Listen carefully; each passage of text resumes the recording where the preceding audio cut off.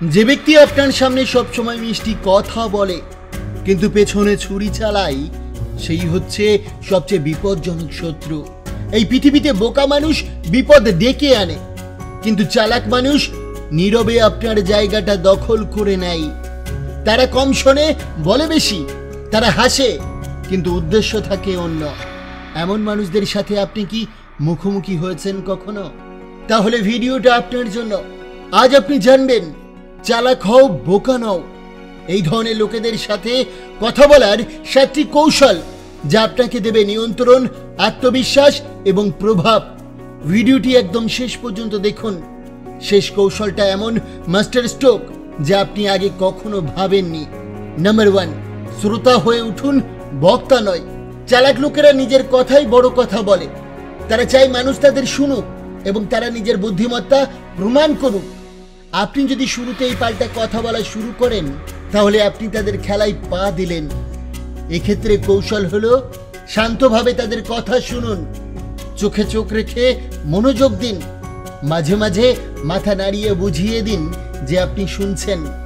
এর ফলে যা লাভ হবে, এতে আপনি তাদের কথার ভিতরের বাস্তব উদ্দেশ্য বুঝতে পারবেন। তারা কি চাইছে, কোথায় অসঙ্গতি, সব ধরা পড়বে। নাম্বার 2, প্রশ্ন করে চালান। চালাক মানুষ নিজের কথাকে শেষ কথা ভাবতে ভালোবাসে।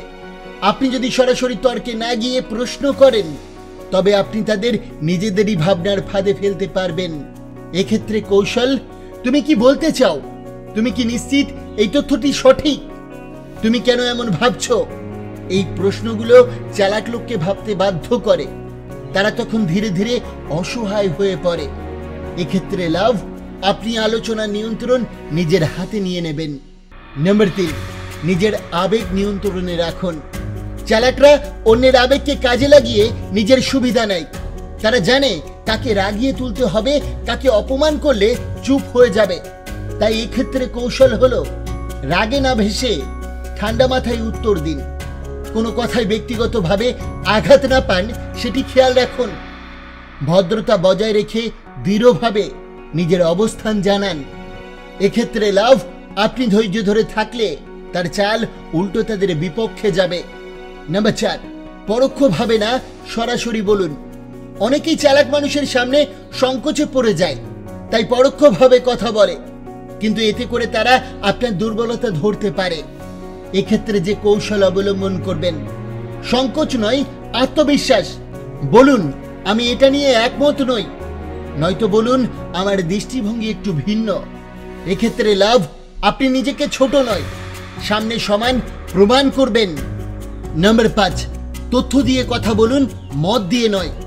চালাক লোকেরা মতামতের বিপরীতে নিজেকে জাহির করতে পারে, কিন্তু সুনির্দিষ্ট তথ্যের বিপরীতে তারা অনেক সময় চুপ হয়ে যায়। এক্ষেত্রে কৌশল হলো, একটি গবেষণায় দেখা গেছে এই ঘটনাটি এই তারিখে ঘটেছিল, আমি রিপোর্ট দেখেছি যে। এক্ষেত্রে লাভ, এতে তাদের চালাকি বন্ধ হয়, কারণ তথ্যের সামনে চালাকি টিকে থাকতে পারে না। নাম্বার 6, নিজেকে ছোট ভাববেন না।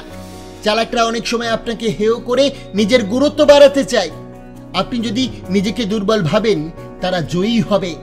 তাই এক্ষেত্রে কৌশল হলো নিজের অবস্থান সম্পর্কে নিশ্চিত থাকুন।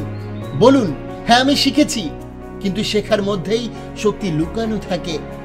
আমি হয়তো অভিজ্ঞ নয়, কিন্তু আমি যুক্তির মাধ্যমে ভাবতে পারি। এক্ষেত্রে লাভ, আপনি নিজের আত্মমর্যাদা ধরে রাখবেন এবং সম্মান আদায় করে নেবেন। সর্বশেষ পয়েন্ট, চুপ থাকাও এক ধরনের কৌশল। সব কথার জবাব দিলে আপনি রিঅ্যাক্টিভ হয়ে যান, কিন্তু কখনো চুপ থাকা চালাকির চেয়েও বড় চাল। এক্ষেত্রে কৌশল হলো, কেউ যদি অপমানজনক কিছু বলে, জবাব না দিয়ে তাকিয়ে থাকুন, হাসি দিয়ে পাশ কাটিয়ে যান। প্রাসঙ্গিক সময়ের জন্য জবাব জমিয়ে রাখুন। এক্ষেত্রে লাভ, আপনি নিয়ন্ত্রণে থাকবেন। চুপ থাকা অনেক সময় লোককে বেশি ভাবতে বাধ্য করে। এই মানুষটা নিশ্চয়ই হালকা কেউ না। অর্থাৎ চালাক মানুষের সঙ্গে লড়াইয়ে জিততে বুদ্ধি, নিয়ন্ত্রণ ও কৌশল লাগে, গলা চড়িয়ে নয়। এই 7টি কৌশল আপনার কথাবার্তার ভারসাম্য, শ্রেষ্ঠতা ও আত্মবিশ্বাস আনবে। একটা ছোট গল্প বলি, শুনুন। এক বনবাসী বৃদ্ধ প্রতিদিন সকালে জঙ্গলে যেতেন এবং পাখিদের দেখতেন, গান শুনতেন। একদিন তিনি একটি অসাধারণ সুন্দর পাখি খাঁচায় ধরে নিয়ে এলেন। পাখিটি ছিল ছোট, কিন্তু তার কণ্ঠস্বর ছিল মধুর ও মন করা।